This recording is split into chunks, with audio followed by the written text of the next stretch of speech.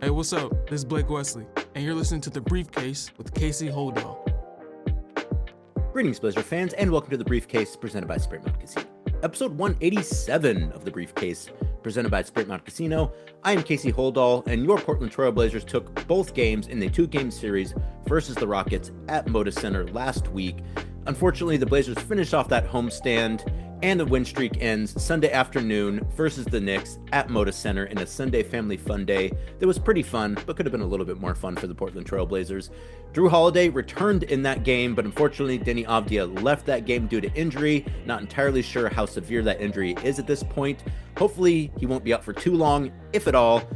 Either way, great to get Jrue Holiday back on this edition of The Briefcase presented by Sprint Mountain Casino. Well, after defeating the Rockets 103-102 Wednesday night in the first of two consecutive matchups, the Trailblazers scored the first 11 points of the fourth quarter and eventually overcame a 13-point deficit to defeat the Houston Rockets once again, 111-105 in front of a crowd of 17,012 at Moda Center Friday night in the rematch.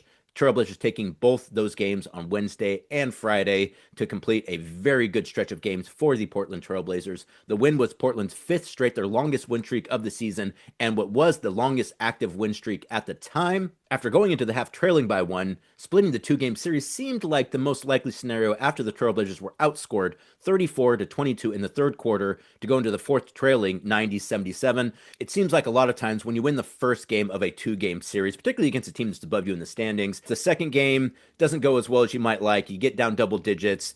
I think there's sometimes an inclination to feel like, well, we got the first game, so we're at least going to split it. So while we don't love losing this game, maybe not so much of a big deal. That was not the approach that the Portland Trailblazers took on Friday night. The Blazers, between their own scoring in the fourth quarter and holding the Rockets scoreless until the 7:24 mark of the fourth, were able to get back into that game. The Blazers took their first lead of the second half with just 3 minutes to play, thanks to a 14-5 run that was capped by 7 straight points from Deni Avdija, who has been on a phenomenal tear as of late. The Rockets would continue to put pressure on, but the Blazers, like in the fourth quarter of the game previous, always had an answer. It was either Deni Avdija creating a possession by saving a loose ball or poking the ball away from Amen Thompson with a little over a minute to play. Sidy Cissoko, who had a fantastic game, Toumani Camara, and Donovan Clingan each making clutch free throws, and Duop Reath coming off the bench after playing sparingly the last few weeks and posting a plus 14 in 8 fourth quarter minutes. Duop was fantastic in that game. They do not win that game without the play of Duop Reath, which just goes to show the importance of always staying ready. Duop, a consummate professional on this team, always does what he's asked, regardless of how much he's playing, and he gave them great minutes Friday night versus the Rockets to get that win. In the end, the Blazers managed to outscore the Rockets 34-15 in the fourth to secure the win and stay perfect in the calendar year. Of course, that would not be the case the game after, but they were perfect 10 days into the calendar year in 2026, which is nothing to sneeze at. Toumani Camara scored 16 points in the first quarter on the way to setting a new career high with 25 points on 9 of 16 shooting from the field, 5 of 11 shooting from 3, 2 of 2 shooting from the line to go with 2 assists, 2 rebounds, and a steal in 39 minutes. That was the game after Toumani got one of his teeth knocked out. A very good response there. I don't know if Toumani put that tooth under the pillow and wished for a great game the next night, but either way, he absolutely delivered in that one. Shout out to Toumani Camara, a very good game, a very good week for Toumani Camara. The Rockets did everything they possibly could to slow down Deni Avdija after he put up 41 in the game on Wednesday, though he still managed to finish with 20 points, 6 assists, 3 rebounds, and 2 steals, including that poke away with a little over a minute to play that turned into a Sidy Cissoko dunk that put Portland up 4. That was not necessarily a backbreaker, but a very important play for the Trailblazers. Deni Avdija, after that game, addressing some of the comments about how he's officiated, really making a strong statement about how, this is the way I play. I'm not trying to draw fouls, but I'm going to get fouls because I play fast. I have the ball in my hand. I drive a lot. I create contact. I go through contact. I thought Deni did a really good job of kind of defending himself against those accusations that he's kind of a foul baiter. He's just playing really good basketball right now. He's really difficult to stop. And when you're difficult to stop, you tend to get more trips to the line, as Deni has done this season. Shaedon Sharpe with 20 points to go along with 5 assists, 8 rebounds in 34 minutes. Sidy Cissoko, as I mentioned, was fantastic in that game on Friday. Didn't miss a shot all night long. He went 4-4 from the field, 2-2 from three, and 3-3 from the line for 13 points to go with 3 steals and an assist and a rebound in 22 minutes.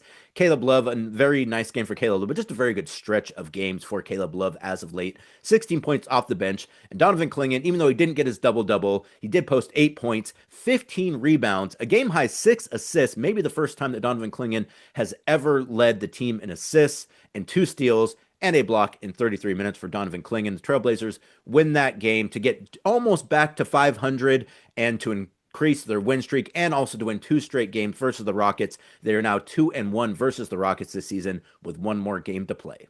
Well, in the last game of 4-game homestand, you were hoping the Trailblazers might be able to finish that homestand perfect. Would not be the case. After winning the first 3 games of the homestand and 5 straight overall, the Blazers fall to the Knicks 123-114 Sunday afternoon at Moda Center. The Blazers have now lost to the Knicks 6 straight times and have not beaten New York at Moda Center since 2022. A lot of Knicks fans at Moda Center on Sunday afternoon doing a really good job of supporting their team. I would like to see the Moda Center, it was the Sunday family fun days, so I think people were maybe taking a little more of a kind of a fun afternoon Sunday approach to the game. Not the case for the Knicks fans in attendance. They were loud and rowdy all night long supporting their team, which was great. I would have liked to have seen the Blazers maybe get that one in order to stick to those fans a little bit, but would not be the case. Those Knicks fans went home happy. Unfortunately, Trailblazers fans did not. It was a close game throughout. Neither team could stop the other in the first quarter. Portland shot 62% from the field and 44% from 3, compared to 54% from the field and 46% from 3 for the Knicks. So it was tied 34-34 after the first half. Trailblazers start to bog down a bit in the second quarter, and you could tell that they looked a little tired out there. They looked like they were just a little bit out of sorts. Some of those turnovers they've had, some of those unforced turnovers, particularly in the first quarter, a little more than you'd like to see in the first half of that game, and kind of gave you just a little bit of an uneasy feeling going into the rest of that game. But even though they did bog down a bit, the Knicks only took a 5-point lead into the half. They would go up 10 points early in the third quarter, and then again late in the third quarter. The Blazers always had an answer, at least in that third quarter. Blazers going down by 5 going into the fourth quarter, and at that point in time, with all the comebacks they've had during this homestand, with how good they've been this season in terms of staying in games, you were a little bit hopeful that they might be able to get over the top in that one, but unfortunately, that would not be the case Sunday afternoon. You kind of see the Blazers were starting to tire in that game. Again, something just felt just a little off in that game. Had days off in between every game this week, but it just seemed to me, with the way that they've played during this homestand, having so many emotional wins, so many comeback wins, that I think at the end of this stand on a Sunday afternoon versus a very good Knicks team that's trying to get a win after I think they had lost 4 or 5, Blazers just didn't seem like they had the energy or the ability to execute enough to get that win in the fourth quarter. You hope to see a rally in the fourth, but when you go down over and over and over again, as they did in that third quarter, then coming back, I think they kind of used up whatever juice they had in that third quarter, were not able to make much of a push in the fourth quarter. The Blazers did use a 7-0 run to take a 95-92 lead with 9 minutes and 24 seconds to play. The lead would go back and forth for the next few minutes. That game featured 19 lead changes and 9 ties, so a very good game, a very back and forth game throughout. But an 11-0 Knicks run from the 4:15 to 2:53 marks in the fourth quarter would turn what was a 1-point Portland lead into a 114-104 deficit for the Trailblazers. And as I mentioned, after coming back so many times from a number of double-digit deficits, Blazers just not able to get over the top to finish off that homestand. Didn't seem to have the energy, particularly after Deni Avdija went out late in the game with less than 2 minutes to play with an apparent back injury. So the Blazers lose that one, as I mentioned, 123-114 to finish a homestand 3-1. Obviously still a very good homestand, but really would have been fun to get that last game to go 4-0 on the homestand. But they got quite a few more home games coming up here, so they've already put themselves on a pretty good footing going into Tuesday's game versus the Warriors in Golden State before coming back to host a number of games at Moda Center. But in that game, Deni Avdija finished with 25 points on 8 of 7 shooting from the field, 8 of 10 shooting from the line, 5 rebounds, 4 assists, 3 steals, and a block before leaving in 38 minutes. Deni went up, got a rebound, landed, instantly grabbed his back and basically just walked straight to the locker room. He had been kind of grabbing at his back a few possessions before that.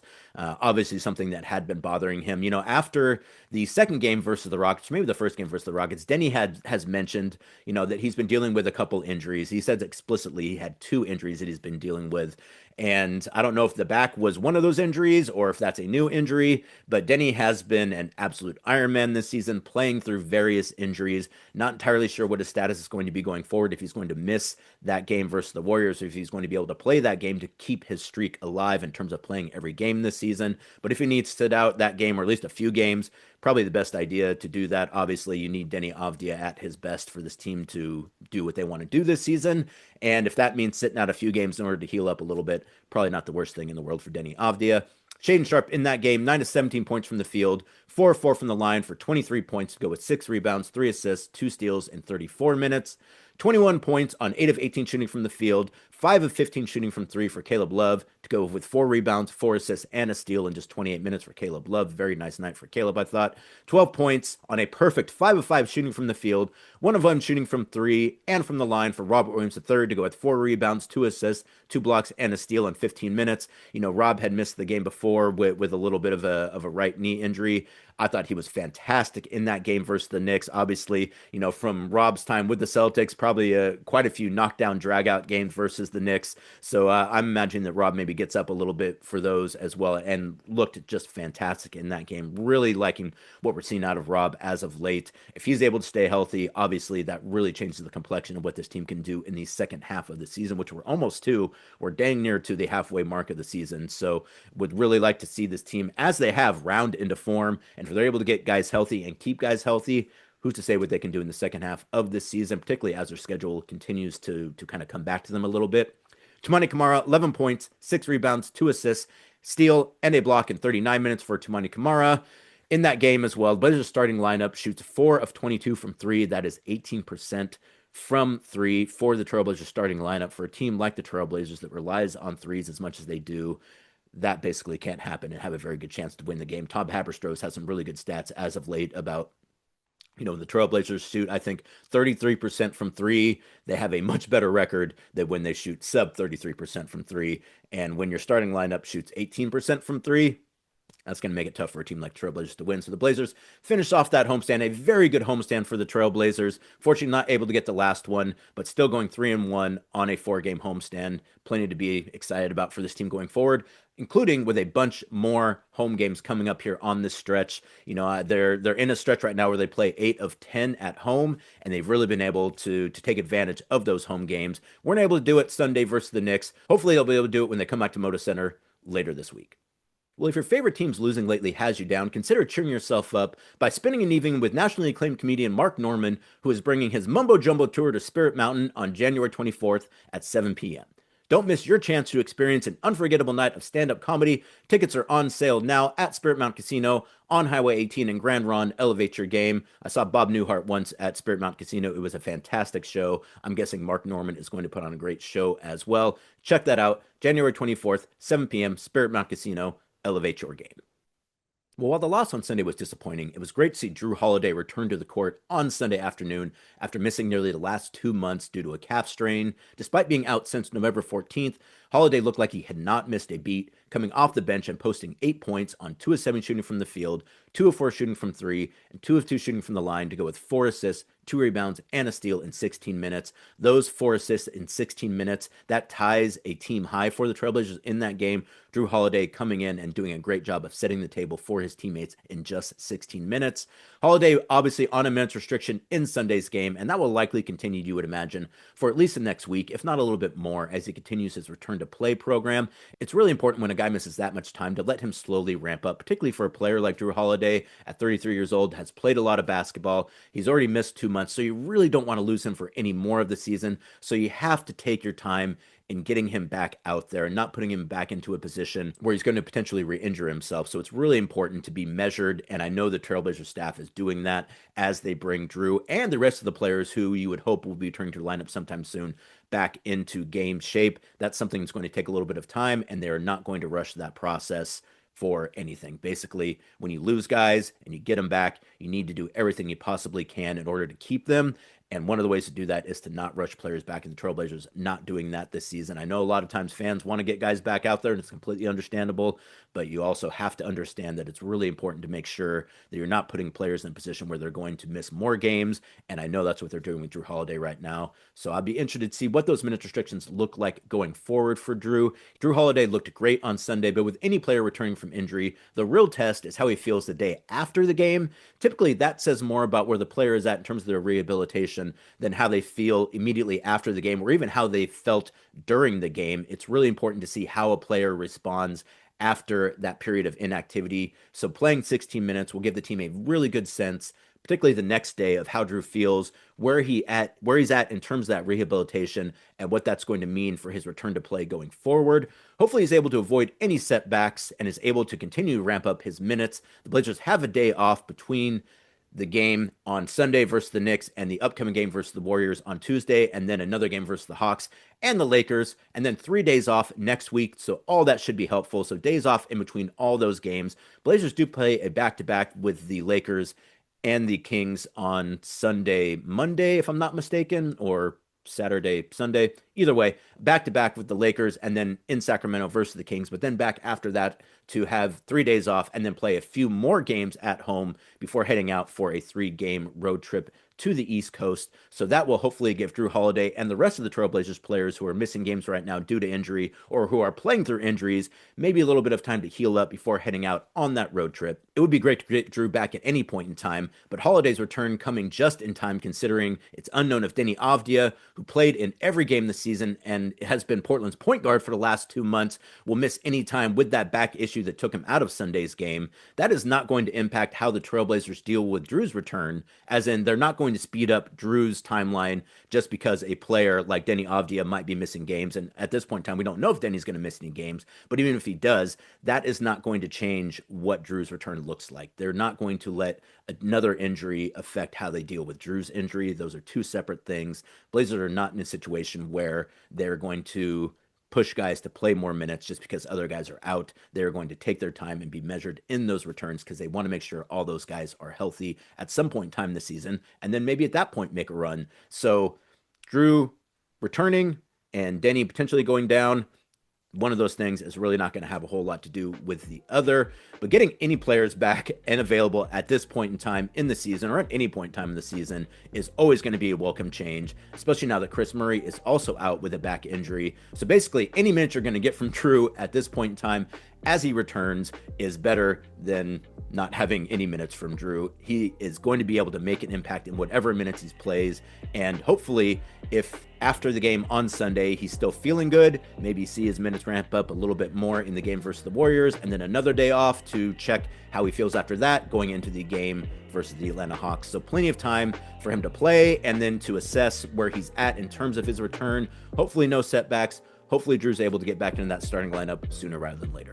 And that's going to do it for this edition of The Briefcase. Thank you so much for joining me, as always. Trailblazers heading down to San Francisco to face the Golden State Warriors in the 4th game versus the Warriors this season. The Blazers have already taken the first 3 games, trying to finish off the series sweep versus the Warriors Tuesday in San Francisco, then back home to host the Atlanta Hawks on Thursday and then the Los Angeles Lakers on Saturday before heading out for the second game of a back-to-back versus the Kings in Sacramento on Sunday, and then back home for 2 more games versus the Heat and the Raptors before heading out for that 3-game trip. But until then, plenty of dishes of both the Briefcase and the Blazers Balcony coming up in between. So please like and subscribe wherever you get your podcasts. I am Casey Holdahl. You've been watching The Briefcase presented by Spirit Mountain Casino.